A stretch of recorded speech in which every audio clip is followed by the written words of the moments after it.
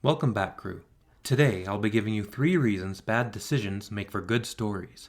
We're going to look at 3 case studies from 3 of my favorite shows that you can use in your own writing. And if you watch until the end, I'll give you a 4th bonus key you can use to avoid turning your characters into a bad joke. Let's get into it.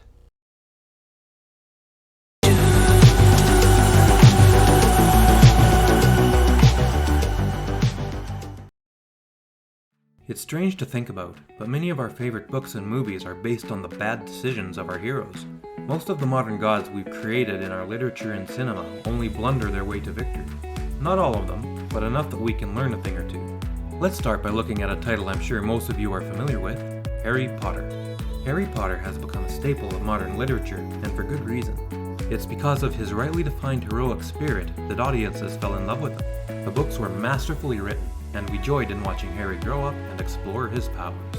As an adult reading the books, I can't help but admit a certain nostalgia for them. Not because I read them as a child, I was already in college when the first books came out. It's because I could remember meeting each of the faculty in my own high school.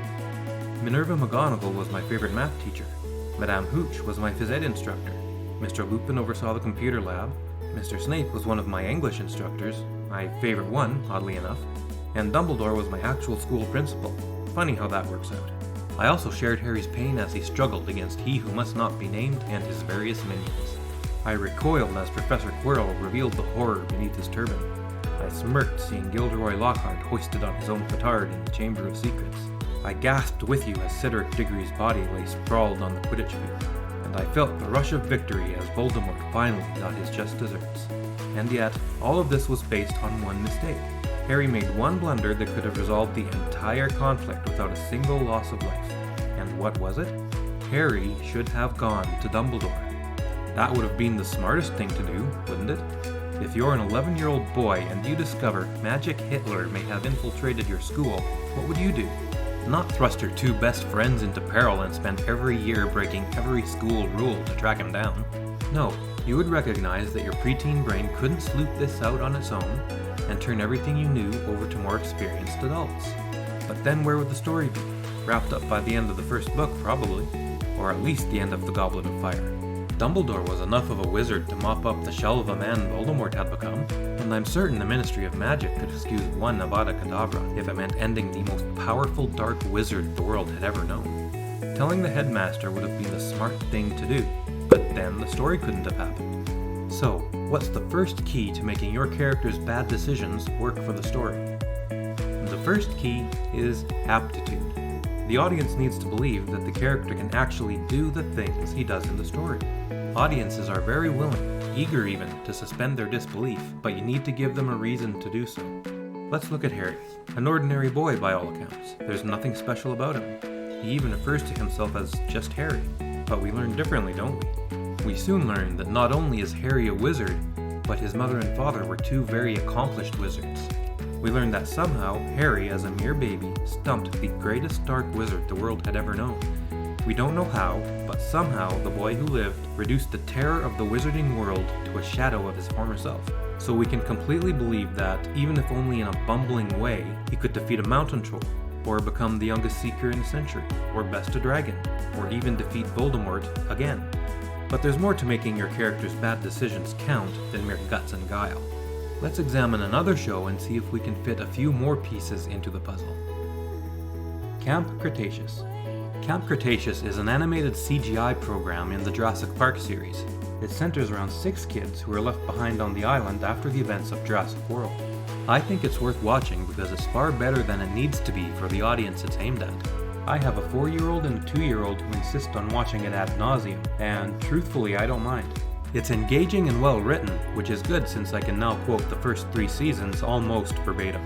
It's worth checking out if you want a case study in good storytelling, and I intend to refer to it in future videos. To the point of this video, we'll be studying the story arc of Season 2 today, and in case you didn't guess, spoilers abound. At this point, the kids have spent almost a month or so on the island. They manage to activate a distress beacon and help arrives soon after. A husband and wife pair of nature photographers named Mitch and Tiff arrive on the island. They offer food, water, some much-missed creature comforts, and offer to help the kids get home. Hap, Mitch and Tiff's guide, is a bit of a surly wild card, but Mitch and Tiff seem friendly enough, if maybe a bit snooty. The kids, having explored much more of the island, agreed to show them where all the good dinosaurs are. But it soon discovered that Mitch and Tiff aren't who they claim to be. They're actually poachers who are looking for heads to adorn Mitch's man cave. The kids spend the rest of the season in a pitched battle with the hunters to save the dinosaurs on the island from re-extinction. So where's the bad decision here? Poaching is wrong, surely we can all agree to that. Lying is wrong, causing the extinction of an entire species to decorate your man cave is wrong. So what then? Should the kids have gone along with it? Helped the hunters bag their trophies for a ride off the island? Yes, that's exactly what they should have done. Think about it. These nice people are literally offering to kill the things that have been trying to eat you for the last month. On top of that, they're giving you food from their rations, a tent to sleep in, and if those aren't enough, a solar-powered shower. And then you can leave with them at the end of it. Who cares if Mitch wants a T-Rex head above his pool table? It still counts as a win in my book. But what about causing the extinction of the dinosaurs? Do you mean the dinosaurs who were extinct in the first place? Who people brought back to life through science and the work of minds more talented than most of us can comprehend? The dinosaurs who could cause a planet-wide ecological hellstorm if they ever got off the island? The dinosaurs who aren't really dinosaurs to begin with? Dr. Grant in Jurassic Park 3 said, "What John Hammond created were not dinosaurs. They were genetically engineered theme park monsters. By definition, these creatures owe their existence to humanity. We gave the dinosaurs life, and we can take it away. And the same science that gave them life before can give them life again. There's no real loss except for the big ultra-rich corporation who played God to begin with. And they're going to be in the tank after creating not one, but 2 monster-filled murder parks. The kids should have kept their heads down, played along, and got off the island. But then, where would the story be? So we're back to the question, what makes our main characters' mistakes so engaging? What is the secret sauce that makes watching other people fail so intriguing? The second key is motivation. A character's motivations must flow from their established traits and worldview. For example, if a character gets violently sick on boats, they won't suggest a cruise for their next vacation. This doesn't make any sense. They are far more likely to oppose such a suggestion in favor of more landlocked options. Their actions must be consistent from within their worldview. So what does this mean for the kids? Darius, the de facto leader of the group, feels a special attachment to the dinosaurs. This trip to Jurassic World was going to be the last trip he took with his dying father. He wanted to experience these creatures with him. Watching Mitch and Tiff kill them is like watching them kill his own father. If they die, a piece of Darius dies with them. Now we see the truth. We can empathize with his decision, even if it doesn't make much logical sense. We understand that it has nothing to do with the dinosaurs at all. It's all about Darius dealing with the death of his father. But there's one more thing we need to make a character's bad decisions work for us. Let's explore the final piece by delving into one of my favorite shows of all time. Before we continue, don't forget to like, subscribe, and ding the bell so YouTube will notify you when I upload new videos. And check the description of this video for resources and links to all of the tools and services I use in my writing and video production. Now, back to the video. The Walking Dead. This show is fantastic, and even the worst episodes are excellent case studies and great storytelling. As a testament, the show has jumped the shark more times than I care to count and keeps ticking. The program is starting to show its age, but it's still full of delicious tension and drama. Much of this tension and drama comes from the bad decisions of some of the characters. My examples come from the actions of one of the primary characters for most of the series, Rick Grimes. Before the zombie apocalypse, Rick was a cop. He was on a call when a perpetrator shot him during a robbery and he slipped into a coma. He woke up a month later to find the world had gone to hell while he was out. His partner and best friend was Shane Walsh. When the world died, Shane presumed Rick was dead when his hospital was overrun with walkers. Again, a bad decision based on his experience as a cop and his desire to keep Rick's wife and son safe. He helped Rick's wife, son, and a small group of survivors flee Atlanta to safety. Together, they formed a small community on the outskirts of the city. After Rick wakes up, he manages to track Shane and the group down, and for a brief moment, all was well. Since Rick was the senior officer, he slipped into the role of leader, and Shane followed suit. The pair were brothers again for a while, but it wasn't long before cracks began to form. Rick thought they should be more active in searching for survivors and bringing people into the fold. Shane thinks they should be more isolationist and less diplomatic in their dealings with other groups. Their relationship continues to decline until things come to a head in the climax of Season 2. With Shane feeling more and more isolated, tensions boil over and Shane attempts a coup against Rick. The coup is unsuccessful and Rick kills Shane, his best friend. Afterward, Rick leads the group with his hopeful enthusiasm and desire to help as many people as he can. The problem is that Shane was right. Over the coming season, Rick leads the group from one disaster to another. Sometimes it seems as though everything they touch turns to lead, and they lose many friends and key allies along the way. Rick could have avoided all these deaths if he had taken a more hardline approach, as Shane wanted. Throughout the series, Rick learns from this new world and becomes as hardlined as Shane ever was. One might call this character growth, but that it leads to its own poor choices. One day, the group came upon a settlement called Hilltop. Hilltop was being extorted by a group of thugs who had holed up in a compound not far away. In exchange for supplies and ammo, they agreed to go in and clean them out. They broke into their compound in the dead of night and murdered 24 people in cold blood. Problem solved. No more extortion and Hilltop is safe, right? Not exactly. Rick should have done a little recon first. What they didn't count on was that this enclave of thugs they wiped out was an outpost for a group called the Saviors. The Saviors were a feudalistic, quasi-cultic group of militant survivalists whose empire had been expanding in the area. Their leader, Negan, was a ruthless tyrant who relished inflicting the most savage punishments on anyone who defied him. And now, Rick had his full attention. Here we can see the first two elements of making your character's poor decisions work. The first is ability. Over the last 6 seasons, we've seen Rick and the others overcome obstacles that would have crushed lesser men. They secured a prison, cleared it of walkers, and turned it into a safe, vibrant community. The group took down a despot named the Governor, who was hell-bent on their destruction. They fought their way out of Terminus, a compound full of cannibals who massacred victims like pigs for slaughter. And that's not even to mention the hordes of undead they've cleared along the way.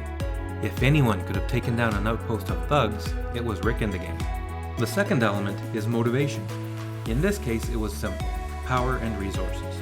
By helping Hilltop, they could gain influence in the area, and the resources to enforce that influence. So then what is the third and final element to this equation? The third element, and arguably the most important one, is consequences. Actions have consequences. The greater the action, the greater the consequence. And if there's one thing The Walking Dead excels at, it's delivering gut-wrenching consequences. The consequence of Rick's actions was a bloody war over the next few seasons of the show. The fighting was brutal and pushed both sides to the breaking point. Rick's alliance destroyed an empire that, although ruthless, was imposing stability in the region. Negan destroyed homes and lives in his desperate bid for control.